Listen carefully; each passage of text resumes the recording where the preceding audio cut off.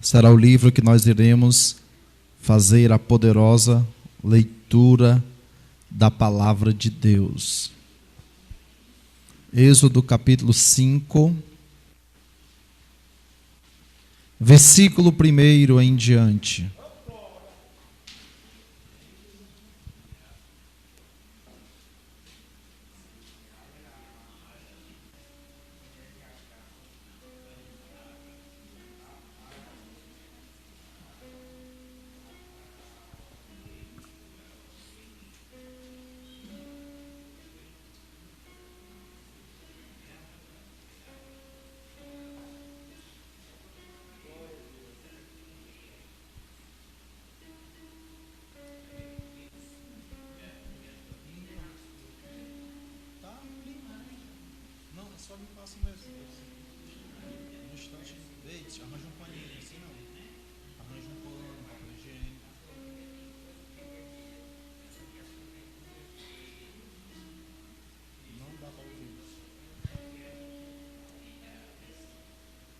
Êxodo capítulo de número 5, versículo 1 em diante.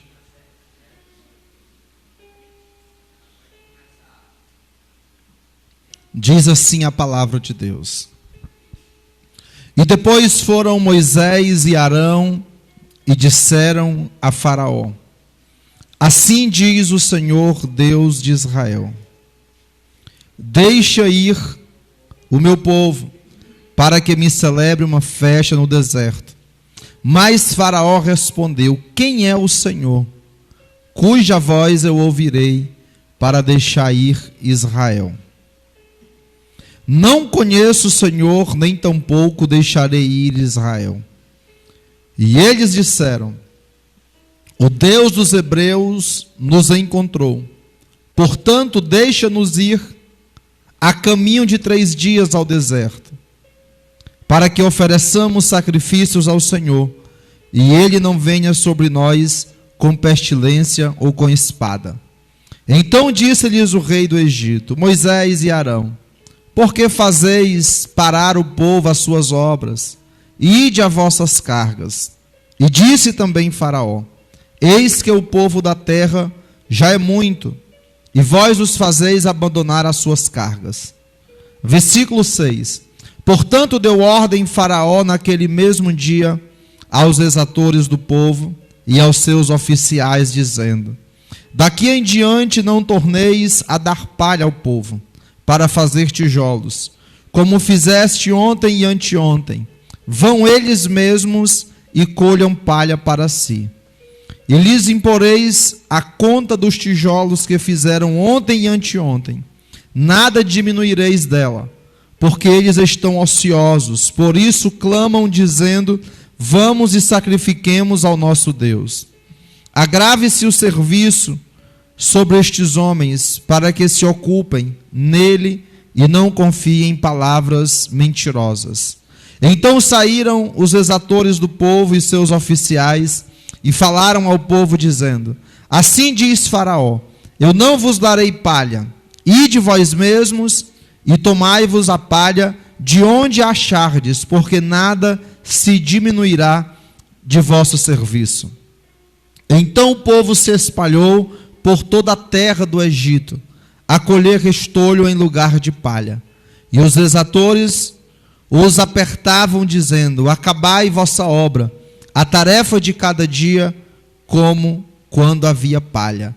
E foram açoitados os oficiais dos filhos de Israel, que os exatores de Faraó tinham colocado sobre eles, dizendo: Estes, porque não acabastes vossa tarefa ontem, e hoje fazendo tijolos como antes.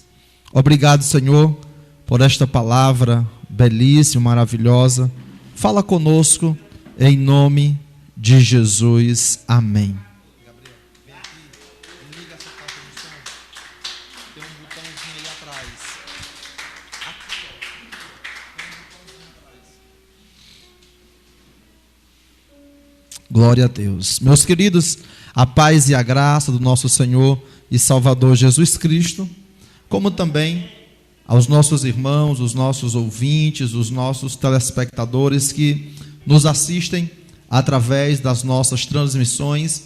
Nós já pedimos que vocês possam compartilhar essa nossa transmissão, possam avisar para outros amigos, para outras pessoas, para que possam também estarem sintonizados, ouvindo a poderosa palavra de Deus.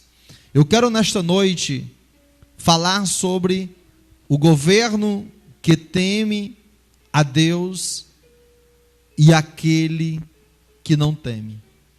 E eu quero fazer um comparativo ao faraó da época de José, ao faraó da época de Moisés.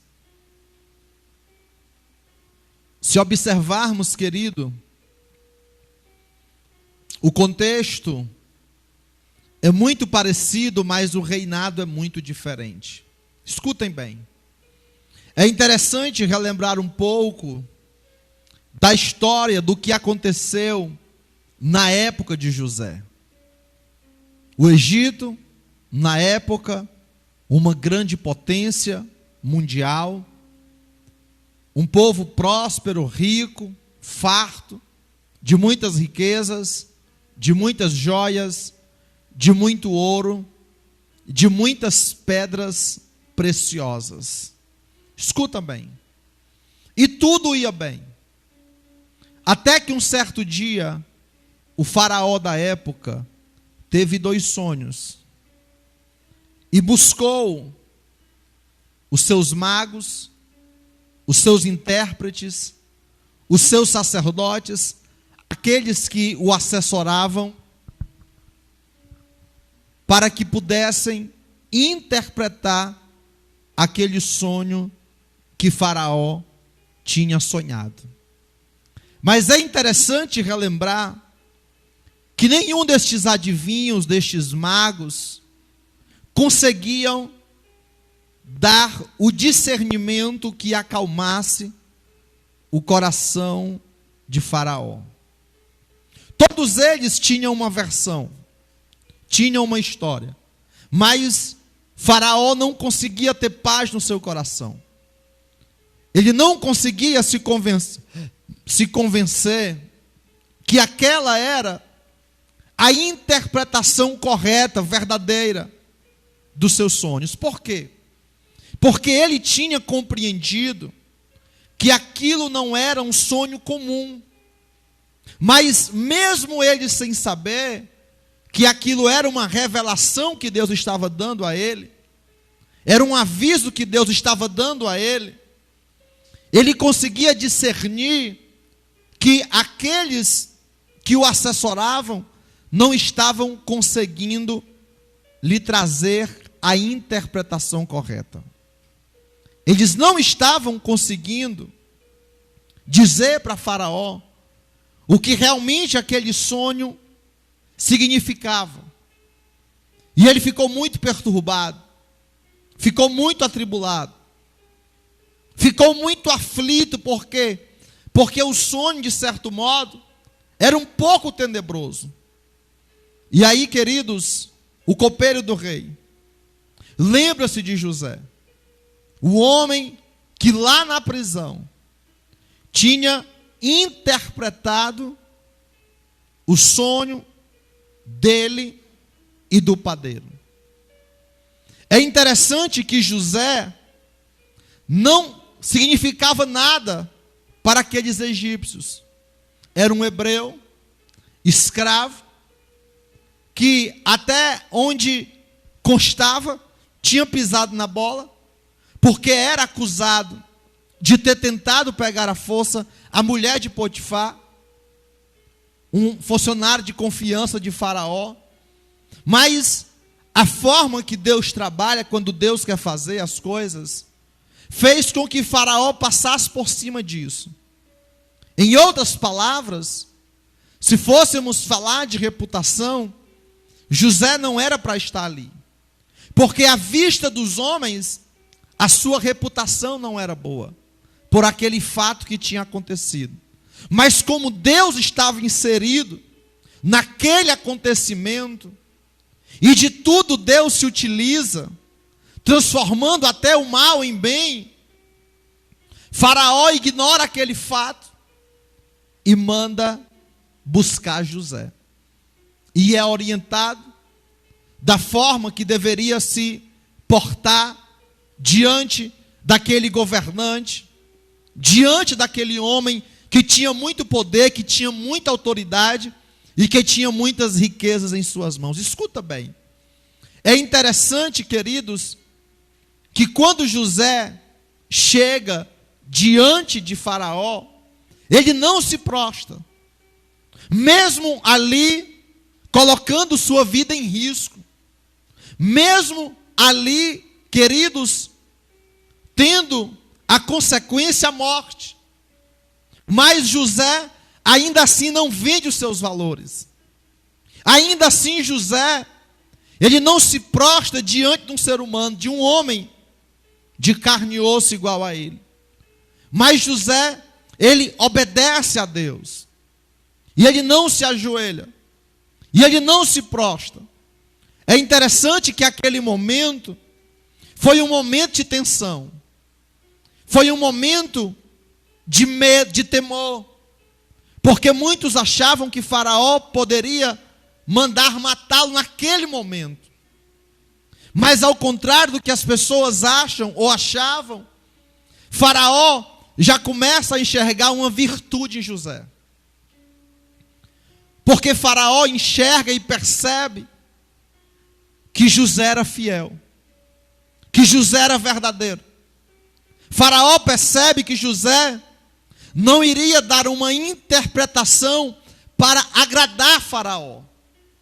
Porque a grande parte daqueles magos, daqueles adivinhos, daqueles agoreiros, estavam trazendo previsões só de coisas boas, só do que pudesse agradar Faraó.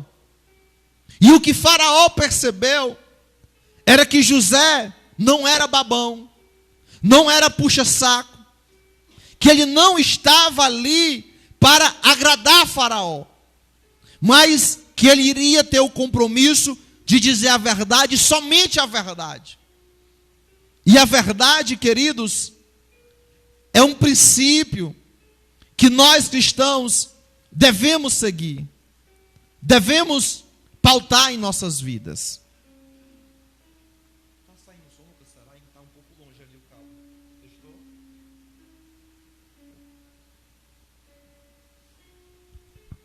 A segunda coisa, queridos,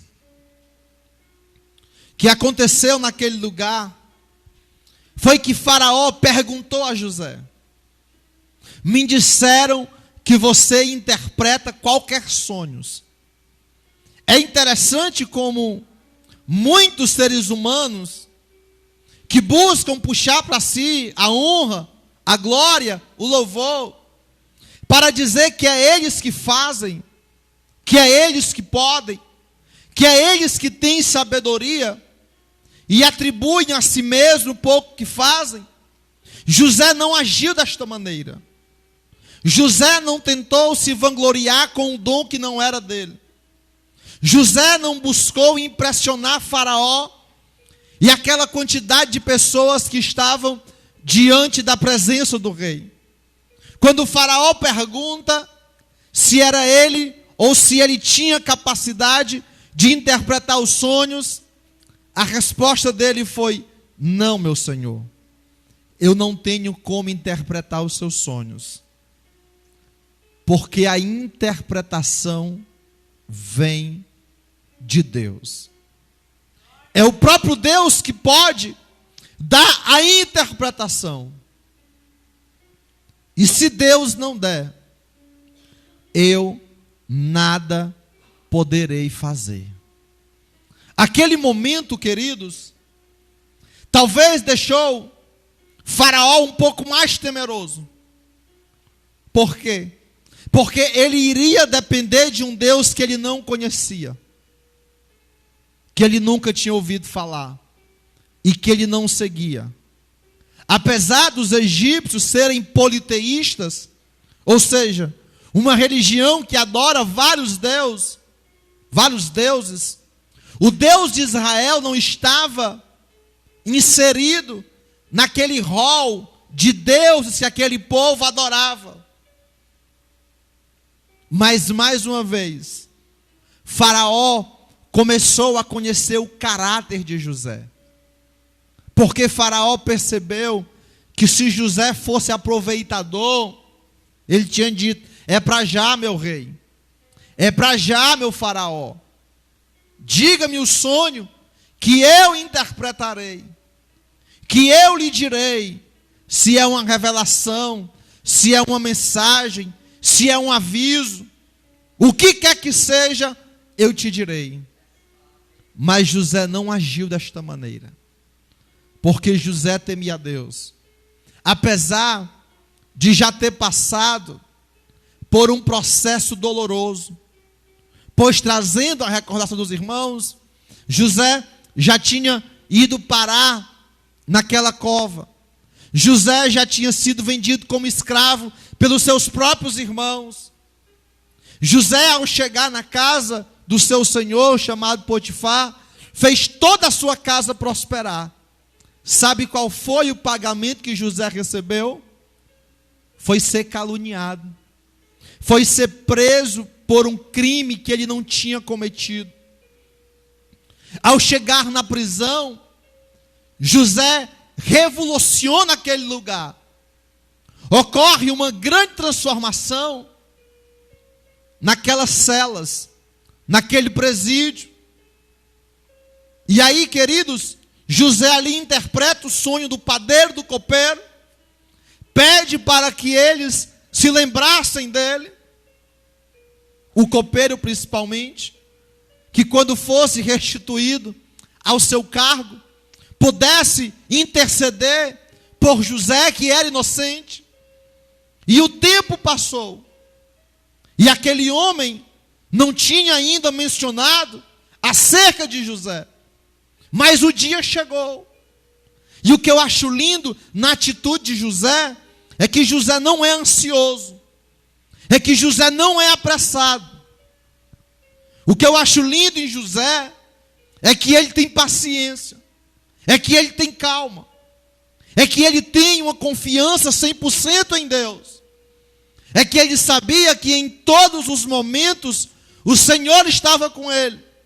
E por mais que as pessoas tentassem injustiçá-lo, por mais que as pessoas tentassem anular o que ele era, o que ele representava, o seu caráter, isso não o abalava, isso não o fazia desistir, isso não o desanimava. Então estava ali José, mais uma vez, diante de uma grande oportunidade na sua vida. E ele sabe se comportar, e ele sabe como conversar, ele sabe o que dizer. Por quê? Porque ele carrega nos seus ombros as marcas de alguém que teme a Deus, as marcas de quem tem a certeza que Deus é fiel, que Deus é justo, que Deus é verdadeiro. E aí, meus queridos, Faraó conta o sonho para José, como todos nós sabemos. E aí José ora a Deus, pede ao Senhor a interpretação, o discernimento, para que Deus pudesse ali ter misericórdia da vida dele, como do Egito e como de toda a face da terra. E aí José traz a interpretação, diz para ele que aquele sonho não era um sonho comum, mas que Deus estava mostrando o que iria acontecer nos próximos 14 anos. E finaliza dizendo que tudo aquilo poderia ser superado, que tudo aquilo poderia ser vencido, que tudo aquilo poderia, queridos, ser passado, ser vencido, se ele seguisse as orientações que Deus iria dar. E qual foi a orientação?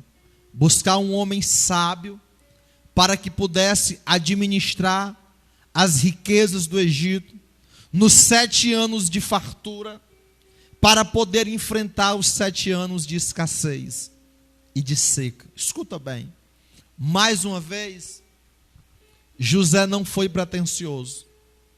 Primeiro, porque ele não se achava que era o mais sábio do Egito.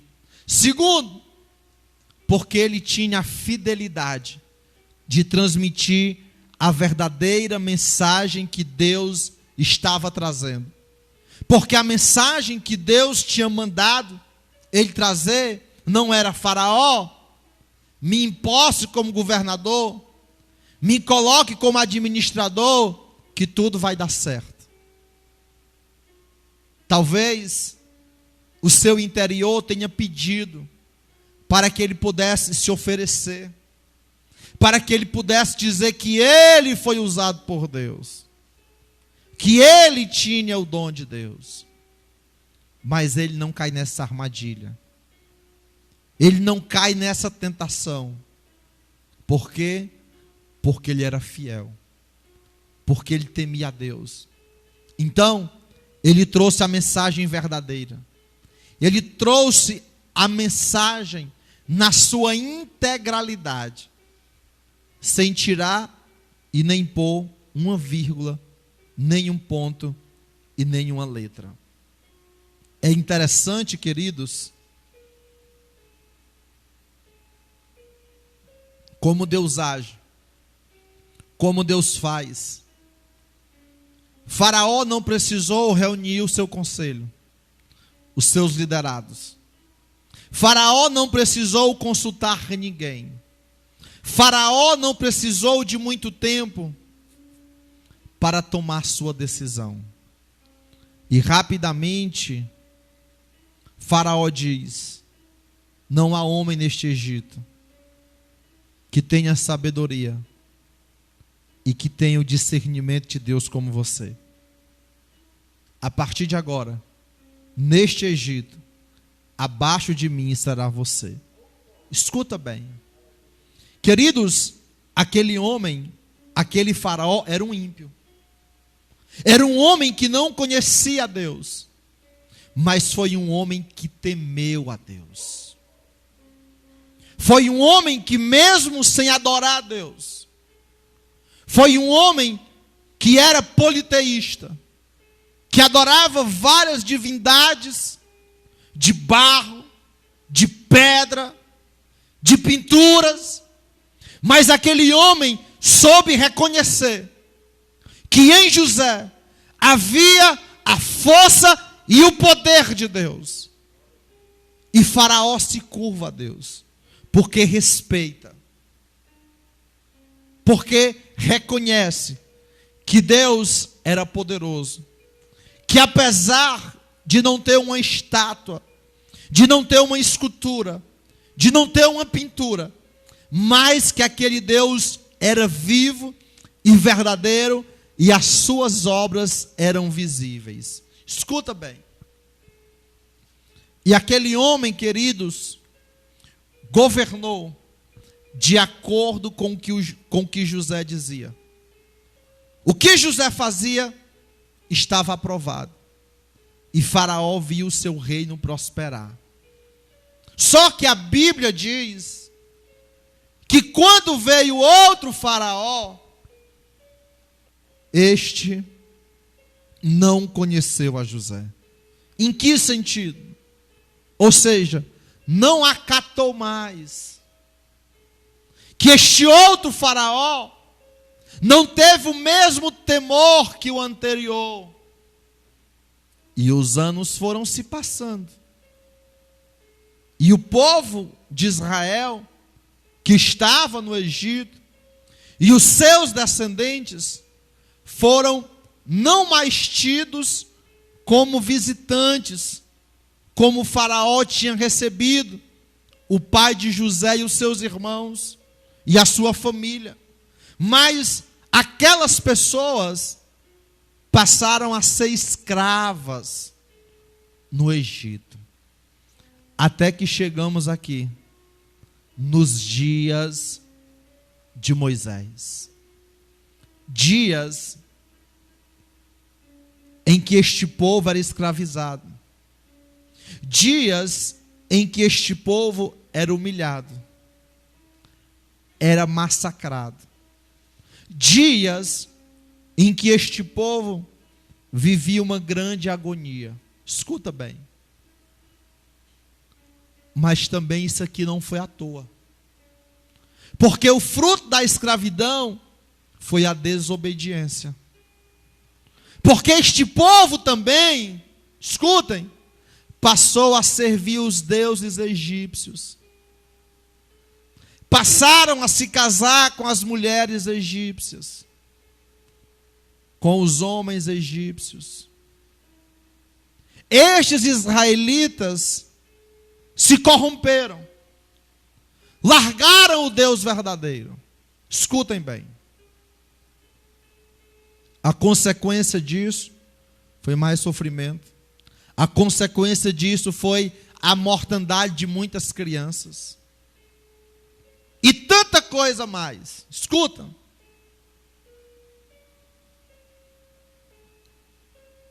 Só que o povo chegou num patamar que não estavam mais aguentando, não estavam mais suportando, porque o fardo estava muito pesado. E o que foi que eles foram fazer? Foram recorrer a Deus, foram pedir misericórdia a Deus. Eles poderiam ter pedido isso muito antes. Não eram necessários essas centenas de anos que eles passaram de escravidão. Eles poderiam ter recorrido a Deus muito antes, mas infelizmente não o fizeram. E os anos passaram, e muitos já estavam acostumados, mas chegou o momento que eles clamaram a Deus, que eles pediram a Deus, para que aquela situação pudesse ser revertida.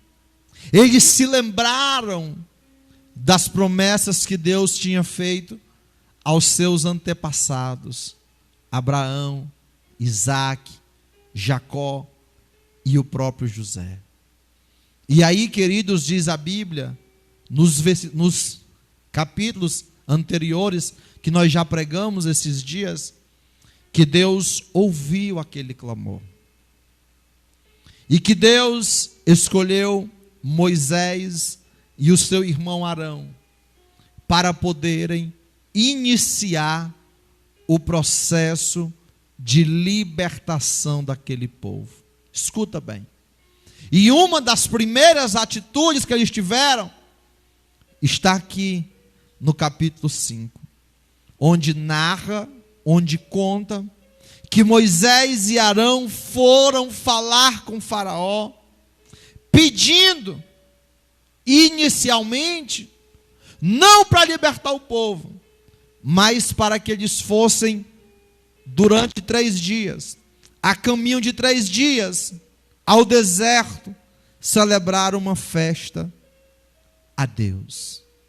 E olha o que Faraó responde: mas quem é o Senhor cuja voz eu ouvirei?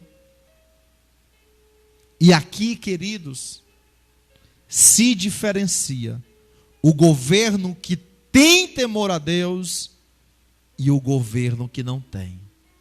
O outro Faraó, o seu antepassado, também não era cristão, não era crente, não era judeu, mas ele respeitou e teve temor a Deus.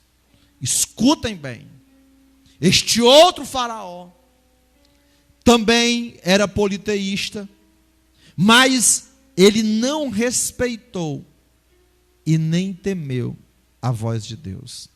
Muito pelo contrário, ele debochou de Deus. Ele disse: quem é este Deus para que eu possa ouvir sua voz e deixar Israel ir?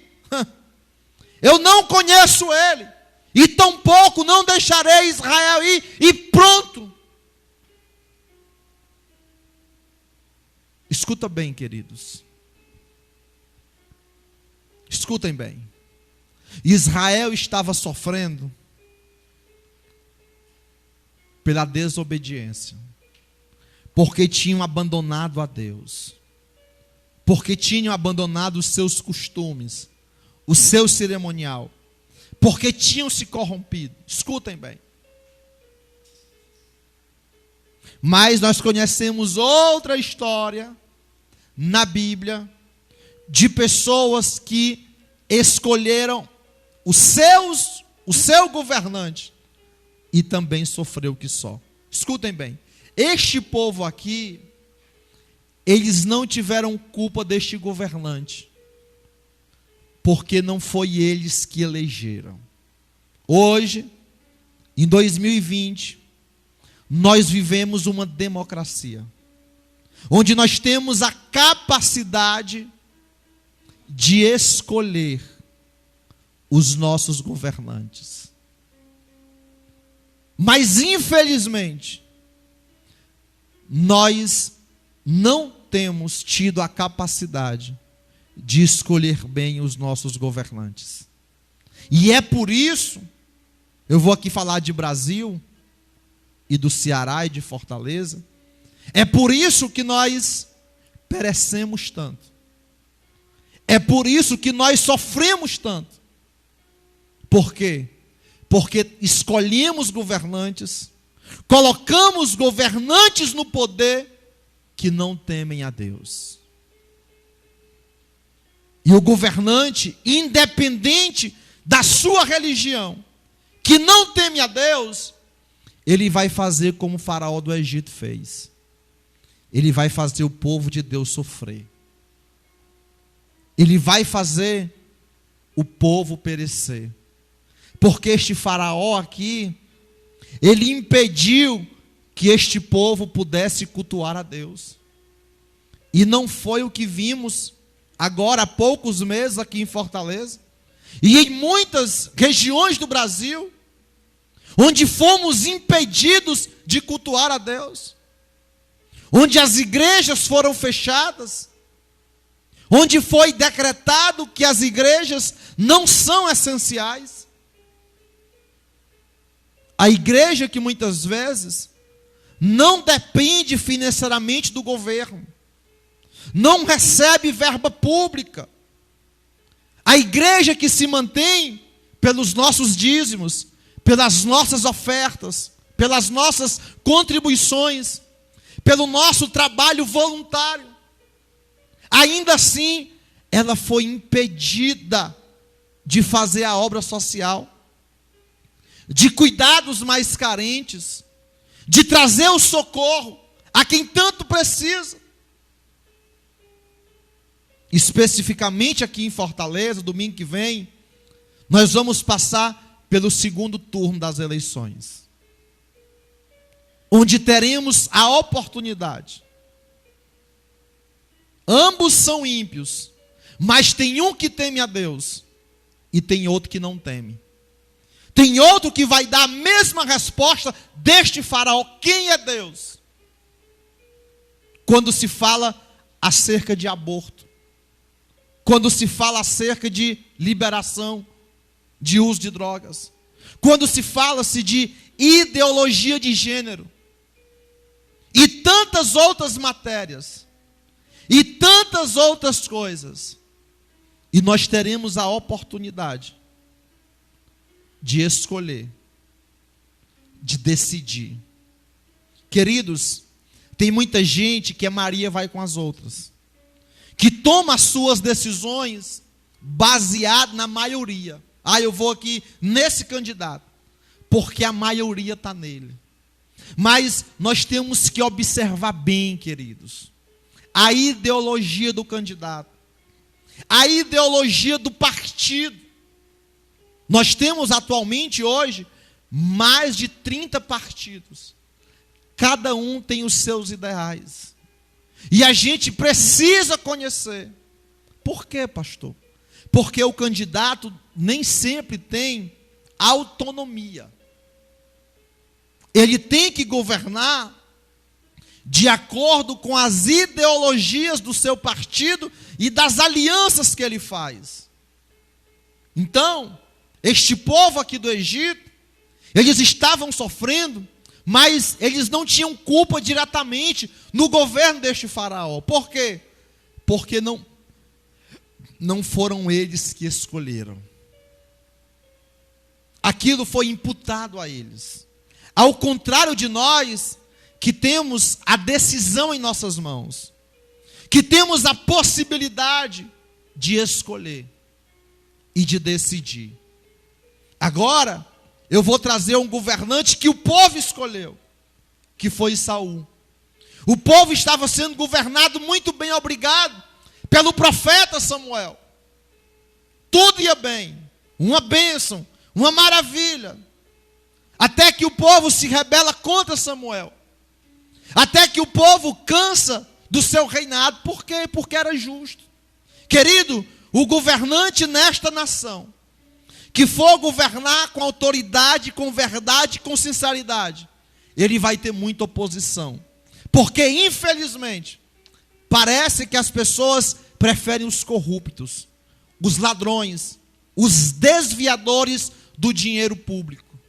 Então, aquelas pessoas rejeitaram Samuel e disseram: Deus, nós queremos ter um rei como as outras nações. Ou seja, nós queremos roubo, nós queremos corrupção, nós queremos coisa errada.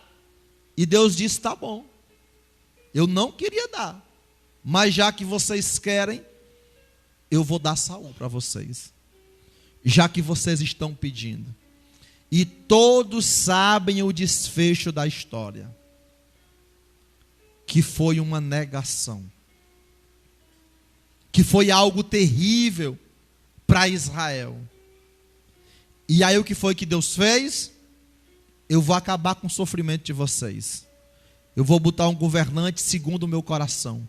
Vocês não sabem escolher. E aí colocaram Davi para governar. Então, queridos, o reinado de Davi foi completamente ao oposto do reinado de Saul. Por quê? Porque Saul era o governo que não temia a Deus. E Davi era o governo que temia a Deus. E é isso que nós temos que olhar. Bom seria se tivéssemos governantes cristãos, crentes, servos de Deus, fiéis.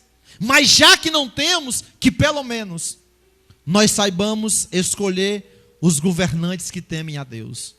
Porque se nós escolhermos os governantes que não temem a Deus, nós vamos passar aqui a mesma coisa que o povo no Egito passaram. E o que foi que eles passaram, pastor? Após Moisés e Arão irem pedir para o povo e adorar a Deus, sacrificar, o que foi que ele fez? Mandou açoitar. Aumentou o trabalho, aumentou o peso, aumentou o fardo. Porque é isso que o governante que não teme a Deus faz. Queridos, então, que nós possamos decidir com integridade, com verdade, com sinceridade e com consciência. Eu quero fazer uma oração. Você pode ficar mesmo aí no seu lugar sentado. Você pode curvar sua cabeça. Você pode fechar seus olhos. Quem também está em casa, nos acompanhando, nos assistindo, também pode estar orando conosco. Também pode estar fechando os seus olhos. Pode estar reclinando um pouquinho sua cabeça. Quem quiser se ajoelhar também tem a liberdade para que nós possamos orar por nossa nação, por Fortaleza, pelo estado do Ceará.